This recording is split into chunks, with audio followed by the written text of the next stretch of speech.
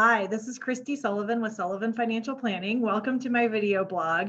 Today, this video is accompanying a blog that I wrote, which is launching a series about Gretchen Rubin's The Four Tendencies. And I have read this book recently. I've started listening to Gretchen's podcasts with her sister, Elizabeth Kraft. I love it. I love the concept. And I wanted to talk a little bit more about why I find this so useful, both in my work and my personal life. So with the four tendencies, what you can do is kind of take people where they are coming from as far as what they are motivated by, either internal expectations or outer expectations.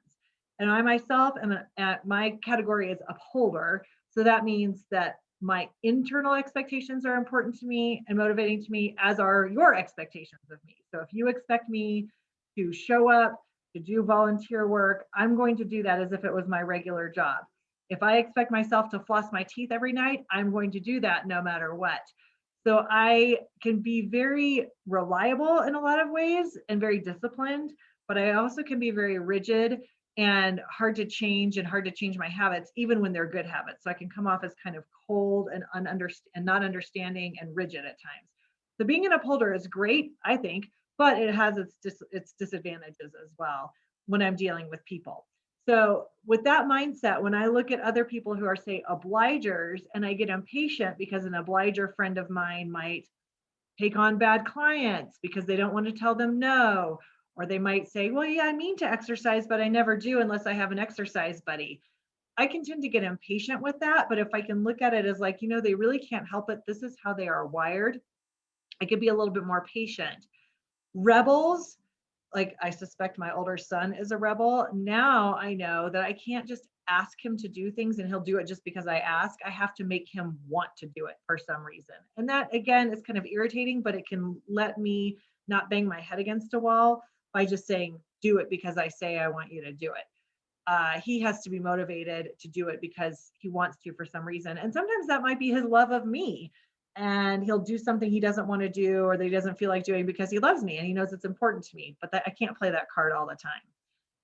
It's important to understand my obliger son, my younger son, who'll do anything I ask because I ask, and not to take advantage of that and let him get too burned out on me bugging him for stuff all the time. It's important to me to understand my questioner husband, who asks a million questions about why we're doing things a certain way, and that it's not him saying that I'm incompetent, but that he just has to know all the wheres and the whys and the what fors before he is motivated to do something.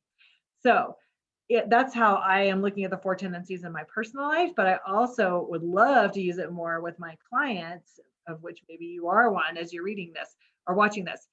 If I could have people take the four tendencies quiz instead of writing down and signing my client services agreement that's required by the state, I think that'd be much more useful for you and for me, but there's only so much I can ask for. So some things I'm going to have to make an inference, and then again, learn to provide information and to provide advice and guidance in a way that is acceptable to the person that's listening because of the tendency that they lean towards. So anyway, I hope this encourages you to read the book, The Four Tendencies by Gretchen Rubin, and check out some of her other content. She's a content master. She's got a lot out there.